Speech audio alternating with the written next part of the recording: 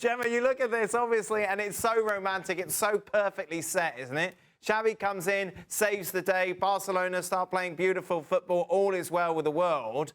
Is there anybody out there who thinks that maybe he isn't experienced enough to come in and take over Barcelona? Not only Barcelona as a club, but Barcelona in the situation that they're in at this precise moment. Well, maybe there's someone who is a dreamer that thinks that with Ronald Koeman, all Barcelona problems are over. Well, I'm sorry to inform them that this is not going to happen. It's true that Xavi Hernandez is an FCB legend. He's an example of success for Football Club Barcelona Academy, La Masia. It's like a romantic story. He made it to the first team. He was in the Ballon d'Oro. He's been a candidate. He's been a successful trainer only in Qatar. So that's what we're start here. He's not a trainer with an experience. He hasn't been a coach in a main team. Yes, he's got his success in the Qatar's main team.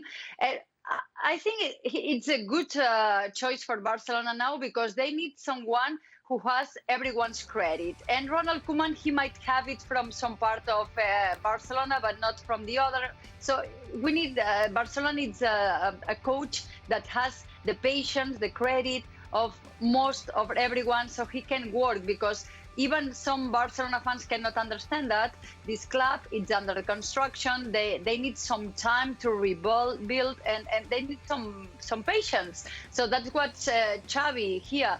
He understands the way of playing. He understands the way of supporters' needs, what the stands need. So that's why probably Xavi is the best choice.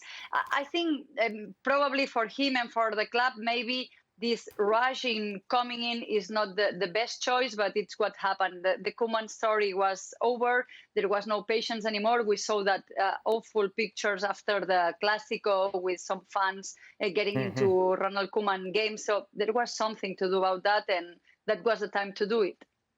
Take us into the locker room, Ali. Is it just a case that they can breathe a little bit now, that the pressure is off, certainly for the next couple of matches, because Koeman is gone? Yeah, you're not being asked that question. The question after every match that they lost, or every match in which they were not successful, or in every match in which they came up short was, well, what's going to happen with Ronald Koeman? You don't have to answer that question any longer. So, yes, it does give you a chance to breathe. It does give you some freedom. And it does give you a chance to go, okay, all right, let's press that reset button. Let's sort of get a fresh start if we can. But that doesn't resolve the issues. That is essentially a short-term fix. This is a Band-Aid. And those positive feelings for the players in that now they don't have to answer questions about Ronald Koeman, that will last just a couple of games. And then after that, we're going to see again some of the struggles of Barcelona. So I will not be surprised if Barcelona comes out this weekend and they look great. Yep. And they're moving the ball around. Hey, look at them. Or indeed, against Alaves, they find themselves in a position in which now, all of a sudden, they're creating chances and they're scoring goals. And you're thinking, well, this is what we needed all along. Not quite.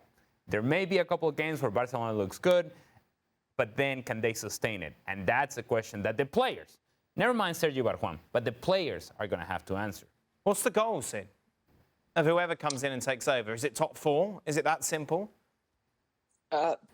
That's actually a very good question. I honestly don't know how high the bar will be set. I don't think there will be an expectation to win anything. Maybe there will be a feeling that perhaps if things go very well, you could win the Copa del Rey. I think you're right that top four is an absolute minimum for Barcelona. And that, by the way, is problematic. Because if you look at the league table right now, Barcelona are currently 9 points behind Real Sociedad. Now, that's the team that's top of the table. So you might say, well, so what? Well, I'll tell you what, so what? If you're talking about finishing in the top four, you've got Real Madrid, Sevilla, and Atletico Madrid, who you've got to think you're competing with to finish in the top four with those three.